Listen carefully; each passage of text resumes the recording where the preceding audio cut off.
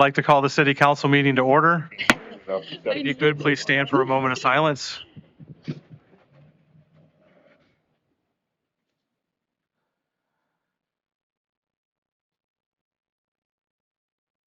Thank you. If you could turn and face the flag for the Pledge of Allegiance. I pledge allegiance to the flag of the United States of America and to the republic for which it stands, one nation, under God, indivisible, with liberty and justice for all. You may be seated. Clerk, would you call the roll call of council members? Lehman, Yes, here. Podak, Here. Cassidy, Baker, Here. Grine, Here. Mendoza, Here. Guernsey. Here. I'll move to excuse Councilperson Cassidy. Second. All right, we have a motion by Mendoza, a second by Podak to excuse council member Cassidy. Clerk, would you call the roll, please? Lehman, Yes. Podak, Yes. Grine, Yes. Baker, Yes. Mendoza, Yes. Guernsey. Yes.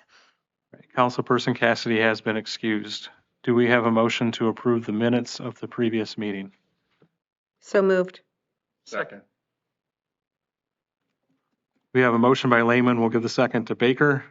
Clerk, would you call the roll, please? Lehman, Yes. Podak, Yes. Baker, Yes. Grine, Yes. Mendoza, Yes. Guernsey. Yes. All right, those have been approved. Do we have any communications? I have none. All right, reports of committees, Finance Committee. Finance Committee met this evening just prior to the council meeting. The Finance Director reviewed April financials, noting that general fund, water, and sewer revenues continue to track closely with budget expectations, and in the case of sewer revenues, are exceeding projections. Expenditures across all funds also remain within budget expectations at this point in the fiscal year. The financial audit is continuing to progress, and the committee was also informed that RETA, the Regional Income Tax Agency, will soon distribute follow-up letters to residents who are missing a required tax filing. In addition, council will be presented with a resolution authorizing RETA to issue subpoenas to individuals who fail to respond to that letter request. The next Finance Committee will be held at 5:30 p.m. on Tuesday, June 16th in council chambers. Thank you very much. Public Affairs Committee. We have the following upcoming community events. Good Shepherd Home will host its Honoring Our Veterans celebration this Friday, May 22nd at 10:30 a.m. in Central Park. The event will recognize and celebrate local veterans for their service and sacrifice to our country. A light lunch will be served following the ceremony. The City of Fostoria will honor the nation's fallen service members with the traditional Memorial Day ceremonies on Monday, May 25th. Ceremonies will begin at 10 a.m. at Fountain Cemetery. Residents are encouraged to attend as the community comes together to remember and honor the men and women who made the ultimate sacrifice while serving in the United States Armed Forces.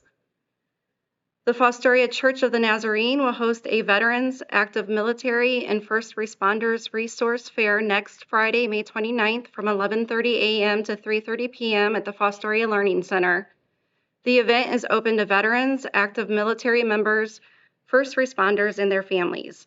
Attendees will have the opportunity to connect with local resources and vendors, enjoy a meal, and participate in raffles throughout the day. The event is intended to provide support, information, and appreciation for those who serve and protect the community. And finally, the Fostoria Historical Society will host History Comes Alive Charles Foster on Saturday, May 30th from 1 to 2 p.m. at Cairo Historic School Museum. The free community event will highlight Charles Foster's impact on Ohio and national history through a live historical interpretation. The event is in honor of America's sesquicentennial and is open to the public with no RSVP required. Thank you. That is all. Thank you. Law and Ordinance Committee. The Law and Ordinance Committee met this evening. We closed no parking considerations for Elmhurst Drive with no further action.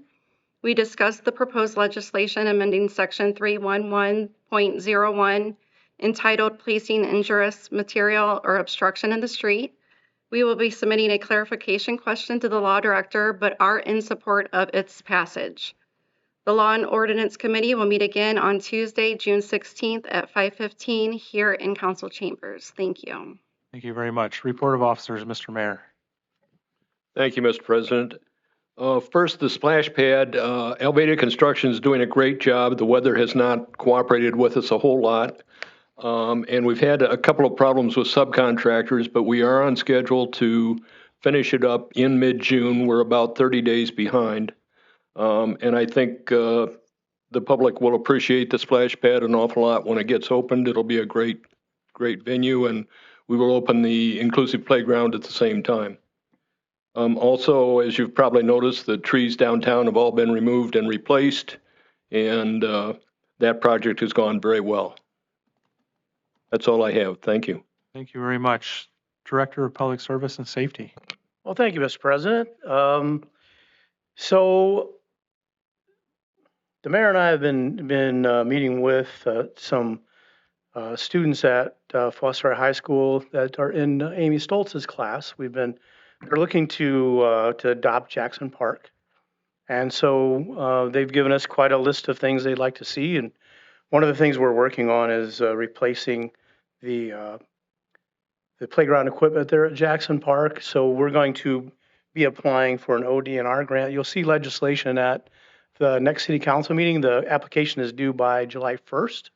For next year, we are gathering estimates and they'll have to submit some photos. So we like to get 2 readings in and then get that off to ODNR for their approval. And then we'll continue to work on the list that they gave us of things they wanted to see at Jackson Park. But I think that was really cool that the kids wanted to get involved and adopt that park. So they have quite a few great ideas, and we're going to start with this one and see where it goes.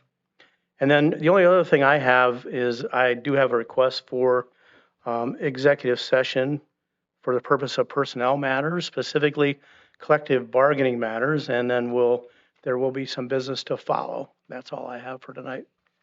Thank you. Thank you very much. Director of Finance. Thank you, Mr. President. I have just a couple pieces of legislation for the agenda this evening. First one is to enter into an agreement with RETA, the Regional Income Tax Agency, for them to send administrative subpoena letters. I'm going to ask that we waive the 3 readings to meet the deadline for that. The second piece of legislation is to recognize additional fire donations that weren't expected and to allocate those dollars into the correct buckets or expense accounts based on input from the fire chief. Those things are going to be used for CO2 and smoke detectors, rescue equipment, and safety training. So to keep those things moving, I would also ask that we waive the 3 readings for that one as well so they can get those POs put in. That's all I had for tonight. Thank you. All right, thank you very much. At this time, we will go in the public portion of the meeting. We have some people on the agenda. We'll start with the Wood County Park District. Come on up. Good evening. I'm Andrew Calamar. I'm the Assistant Director of the County Park District, and I'm pleased to come and present to you a check in the amount of $5,500. It's for a bridge refurbishment project. Great.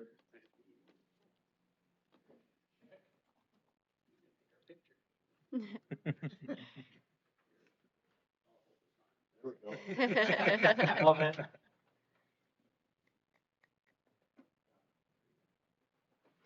Check. Sign that goes with the project. Great. And there's your application for next year's bridge program, which is due by. Yeah, thank you very much. Yeah, thank you, and we appreciate it.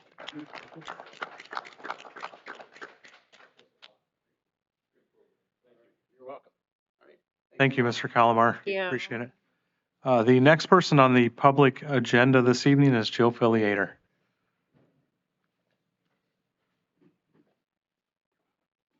Good evening, Jill Filiator, 402 West Culbertson Street. I have a couple things that I wish to discuss to the council. I've already discussed at the financial and at the ordinance as a public speaker, so for those issues, I will not readdress. I encourage those that want to know what I was talking about to please watch the feed. I'm here to discuss a couple of issues that I feel need to be addressed. The first one is um, I'm having some confusion in regards to getting approvals for things in downtown. I understand that there's permits that have to be given, and I'm following the permit rules. But it appears that other people in the town don't have to follow some of the same rules. And so when I questioned to Mr. Huber my concern about signage, he shared with me his rationale as to why a certain entity did not have to do it, that it was done under one parcel. He then showed me the permit certificate. I am very concerned because that permit certificate is for only one parcel, but the property actually is 5 parcels. So he was given the advantage of only having to pay for the lower fee than for each parcel. And might have been an oversight. I get that. But I find it very difficult. Understand, I've been here for now almost 5 years, going on 6. I own 2 properties. It reminds me, and I don't want to bring it up, but I'm going to. It reminds me of what happened 3 years ago when I legally rented the green space. And as a result of legally renting, I went through an awful lot that I kept silent because I knew the truth would come out. And people can look up and figure it out themselves. But now it feels like I'm now, as I'm making a turning point to start getting my project up and running, I'm being told that, well, the awning that you want to put up in the back alley of 115, I'm going to have to now call to have safe serve because that might be a modification. It's 2 screws and a thing that can be removed. And I'm like, okay, well, 3 weeks ago, you didn't tell me that I was going to have to do that. I'm just going to have to pay the $150 fee. And so I'm looking at it and I'm going, okay, how come?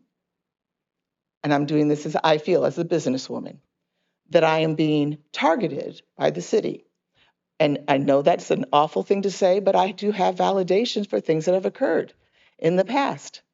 And that is what troubles me, is because I thought we were back on an even keel. But it does not appear that way because I'm not included in a lot of the items downtown. And maybe other people aren't either. If you're not in the right group, you are not included. I might not have the same vision as downtown. And I know that when I came in, the word dissident was used by council members with some of the older crew. I'm not a dissident. And it's a shame that you had to phrase it that way. And at least somebody had the courtesy to share with me that that's what I was being called. I am a person that does community service here. I have a great pride in Fostoria. I do great community service. And to be titled that, and they're like, well, why don't you want to run for an office here? Why would I run for an office when you only have, if it's one voice amongst the 6 and you're not in the in crowd? Reminds me of high school, which is a shame to have to feel that way. Will I continue to persevere and do what needs to be done? Yes. I'm in great groups. We had a wonderful project with the Arts Council over at the Women's Center. It was we did wonderful work. I've opened up a new nonprofit for Tri-County Arts Initiative. I went to try to go back to the city to go to the chamber, hooked up with Crystal. She got me hooked up with the other 2 counties. And then when I came back, Crystal's gone. They don't know what the plan is. So I'm sitting here going, I'm confused because I'm trying to be part of this community, but I'm hitting barriers. There's always barriers and there's always solutions. And solutions means that everybody works together. You might not like me, you might like what I'm doing, but I'm doing something. I'm putting my own money into this community. And that means a lot. And I do it because I want this community to succeed. I could very easily say, I've given up because I'm not wanted. I'm not going to do that. I'm going to continue to go forward. But I expect everybody, from the mayor on down, to treat every person in the community equally and not have set people that they gear towards. And that is where my concern lies. So I'm bringing it out to you today because it is very concerning to be told one thing and then be told another thing and not having the group consensus.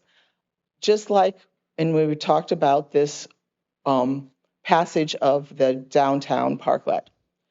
I was the one who made you guys very much aware to last meeting, that you're anticipating 10 to 30,000 people coming to this. And that is what's going to happen. The June 6th one, that's a baby for this train thing. But July 14th, there is only 3 areas in Ohio that they are going to have full day display. So why are we not talking to us Fostoria downtown people and saying, okay, we know we're going to have to get the buses and we're going to have parking issues in the different areas for the rail. Why not have a grid going through, dropping off at the depot? Have the museums opened, have those parklet people that have food, do things downtown to bring them downtown so that they can see things. Because we haven't, and we're looking at less than 2 months. So I'm taking the initiative and I'm going to go to every Fostoria business and ask if we want to have a meeting and see what we can do to make it so that we will actually have business coming down to us so that we can partake in this big adventure. Right now, it was almost like an afterthought. They're like, oh, wait, Jill has an idea. We might need to think about that. That's why the emergency read is going to be done with this parklet thing. And I'm fine with having it. But they didn't let everybody involved in it, and they did not tell us how to apply for it. BG has a program. We're going to follow BG's program, but BG has the different rules. Are we using the same rules? I don't know. You guys are approving something that you don't even have the innards done yet with. And that concerns me because just like you were saying in the meeting where we were talking about ordinances too vague, up to the subjective data when we were talking about the grass, what are you about ready to vote on now? You're voting on something even bigger, and it's vague. It's subjective. You have not done the due diligence to get it shored up. Is it a quick way to get it shored up? Yeah. You need another week, another 2 weeks. Have it for the next meeting. Have it presented and ready to run, and then it can go forth because you're going to have to say applications will run from as soon as it's approved. They're still going to have an application for the people to put in and the rules and the money. So we still will have time because it's July the 14th. But that's my concern. That's what I'm here today to speak about. Like I said, I'm just very frustrated with the fact that I thought that things were going much better. I am concerned that we do not have understanding on the chamber right now. I know that the rumor mill, and we always talk rumor mill. Rumor mill is the choice will be either merging in with Seneca Regional or hiring somebody. And I know that they were interviewing when I last heard. So we don't know what the plan is. It's up in the air. But either way they look at it, because my business is Seneca Regional, because I get more exposure when I was with them after what happened with the green space, because the green space involvement involved the chamber. And so that's why I moved. I didn't think I was welcomed anymore there. I'm willing to give it another chance, and now it's not in existence. So I am concerned. I'm concerned that we're rushing things. We have great opportunity. I know what the vision was when I first got here for the downtown. I know what the committee group was, and I know that there were streets that were closed down. And I know that I had to show that my concert showed that it had to be shut down because there was too many people. I proved that, yes, other people do have great ideas, and we should branch off of each other and make it work. I'm looking forward to working with the city come August when we do the big event for my downtown re-event. And I do the community service music. Friday, the day before, we're going to do art, the Off the Beaten Path, one of my normal 3 concerts. But the next day, I'm going to have a fundraiser event for the Tri-County, but we're going to have the farmers market in the morning. We're going to have the Space Cats doing 2 shows and other musicians, and it's going to be a fun-filled day where all the city people get to be involved in it and everybody gets to play a part in it. So I want you guys just to listen to what I'm saying, just active listen. You can agree to disagree, and I'm fine with that because that's what we are. We can agree to disagree. But understand that let's do role rehearsal. You got a person who was born and raised here, who left. My husband served the military. We came back. We came back with a vision of trying to bring downtown back to life. And it can come back to life, but we're going to have to look at it as more of a Port Clinton concept where January, February, March, we are dead. And that's how it will be. And that's okay. We get festivals, we get things down here on Friday, Saturday, and Sunday. We will see growth, but it takes the vision of everybody. We all have our talents. I have the talent of bringing groups in. People here have seen what I can do with bringing people in to get things done. But at the same time, I know I'm an alpha personality, and some people don't like alpha personalities, but we can agree to disagree on that one. I take constructive criticism. I try to let things roll off my back for the better of the city. But at this point now, where I'm actually almost this close to getting everything where it needs to go, to get this much resistance from the city, it is very disappointing. And I say it is disappointing because people who know me, the people even in this council room here, who know what I have done and what we've done over the past few years to try to include everybody, it is a shame that we are not all working together for the same thing. Thank you. Thank you, Ms. Filliater. At this time, we'll open up the meeting to any other members of the public who wish to address council. We just ask that you state your name for the record and make sure you sign the sheet, which I think you already did. So, My name is Brandon Elliott, 2652 Stamford Drive. I moved here in the fall up from Atlanta. Obviously, I don't sound like I'm from here, but in the dead of winter in November, and I was recruited from a firm in Toledo called Falcon Forge. And my buddy, since ninth grade, owns the company and called me because he needed somebody that would be his outreach guy. So I came to tell you about us, and here's why. If you're in city administrator, Mr. Keckler and Mr. Mayor, we came up with a solution last year for something that the state caused, a challenge they caused, House Bill 96, the budget bill, specifically revised code 9.64, which is all the cyber compliance list that they've put on everyone. There's a lot of free stuff out there that you can download policies, pass a policy as a council. We actually came up with a digital dashboard. So a council or a city administrator, IT, can actually report exactly where the city is at with their cyber posture. We even score the city or township. And in Lucas County, where we showed it to 11 townships, 7 of them contracted with us. So all I'm here to tell you about is there's a lot of AI threats out there, people pretending to be vendors, scraping your name off of LinkedIn and making you talk, which has happened in another district. In Springfield Township, Mike Hampton gave me permission to tell this one on the first day of work. An employee shows up, they have an HR email, looks like it's from HR, and it's a spoof email because they got his information off of LinkedIn because he put specifics on LinkedIn. You'll see a lot of pictures of council people's pictures disappearing from LinkedIn for that very reason. My point is all of the support training that we do with our services are a net zero cost to the city.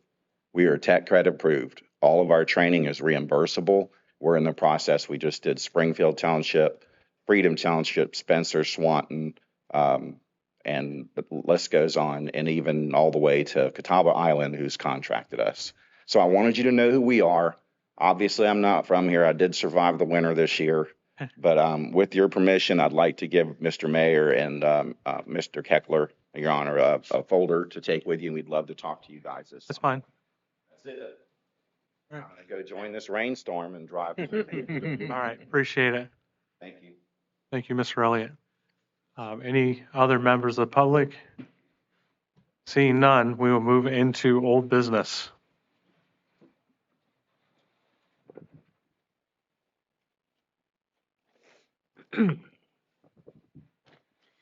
A resolution authorizing the mayor on behalf of the city of Fostoria, Ohio, to enter into an agreement with the county of Seneca, Ohio, for sewer services and declaring an emergency to exist.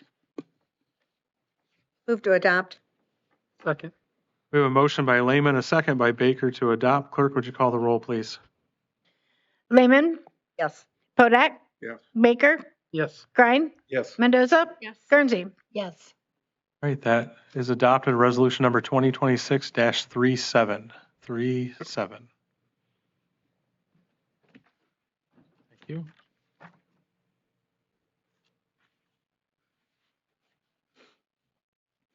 A resolution adopting the Community Housing Improvement Program, CHIP Policies and Procedures Manual, Revision 2-4 of 2026, and authorizing submission by Great Lakes Community Action Partnership, the GLCAP, to the Ohio Department of Development Office of Community Enhancements and declaring an emergency to exist.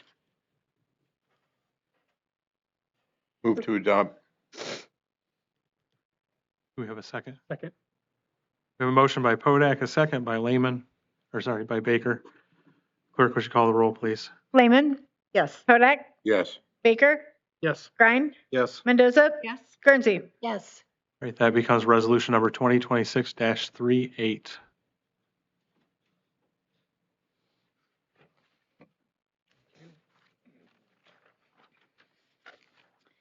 An ordinance amending Section 311.01 of Chapter 311 of the Codified Ordinances of the City of Fostoria, Ohio, entitled Placing Injurious Material or Obstruction in Street, adding a subsection and penalty section regarding grass clippings. That was the second reading of that ordinance.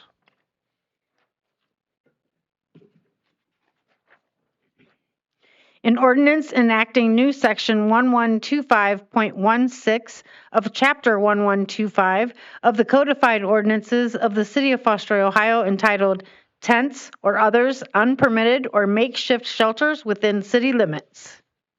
That is the second reading of that ordinance.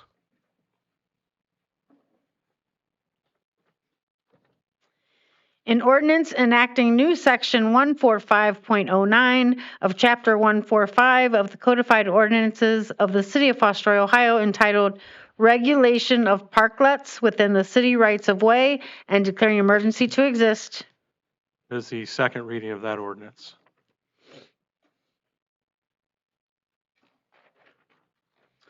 An ordinance amending section 145.06 of the codified ordinances of the city of Fostoria, Ohio, entitled Departments to Develop Smoking Policies and declaring emergency to exist. That is the second reading of that ordinance. Concludes old business, and we will move into new business.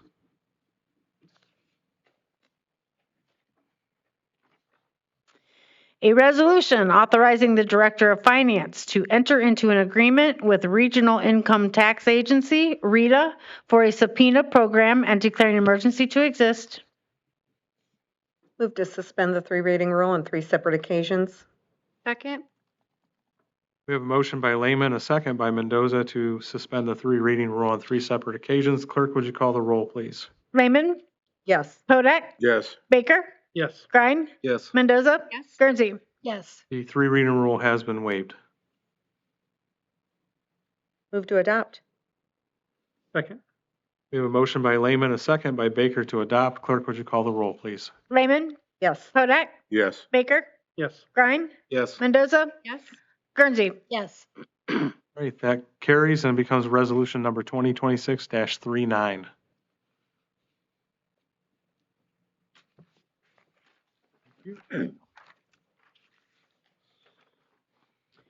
An ordinance adopting and amending ordinance number 2025-83, permanent 2026 appropriations by transferring appropriations in the fire donations fund and appropriating from unappropriated funds in the fire donation fund and declaring an emergency to exist. Move to suspend the three reading rule. Second. We have a motion by Podak, a second by Lehman to waive the three reading rule on three separate occasions. Clerk, would you call the roll, please? Lehman, Yes. Kodak, Yes. Grine, Yes.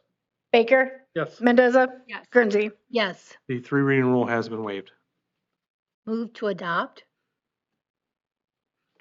Second. We have a motion by Guernsey, a second by Mendoza to adopt. Clerk, would you call the roll, please? Lehman, Yes. Kodak, Yes. Baker, Yes. Grine, Yes. Mendoza, Yes. Guernsey. Yes. That passes, becomes ordinance number 2026-40. That concludes new business. There was a request to go into executive session if someone would like to make that motion. To move to executive session for personnel matters, specifically collective bargaining matters. Okay, we have a motion by Grine, a second by Baker to go into executive session for personnel matters, specifically collective bargaining matters with business to follow. Clerk, would you call the roll, please? Lehman, Yes. Hodak, Yes. Baker, Yes. Grine, Yes. Mendoza, Yes. Guernsey. Yes. All right, we are going to go into executive session at 6:29.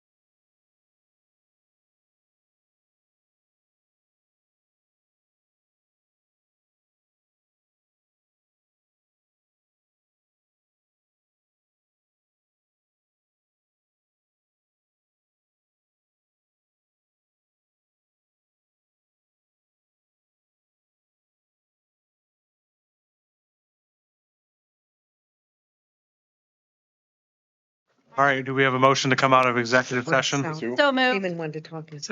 We have a motion by Mendoza, a second by Baker to come out of executive session. Clerk, would you call the roll, please? Lehman, Yes. Hodak, Yes. Baker, Yes. Grine, Yes. Mendoza, Yes. Guernsey. Yes. We are officially out of executive session at 6:53. We will go into miscellaneous business. Mr. President, I would like to move that the Fostoria City Council formally reject the fact finders report and recommendation issued in mediation case number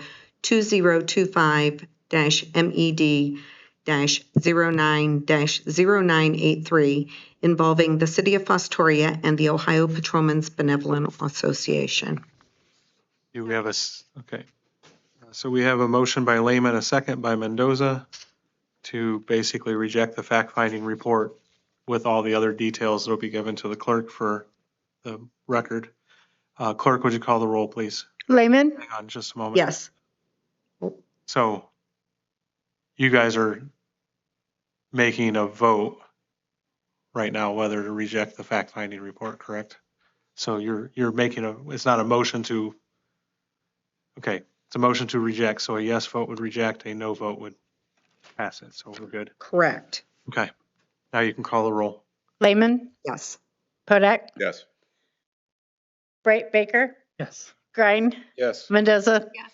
Guernsey. Yes. All right, the fact-finding report has been rejected.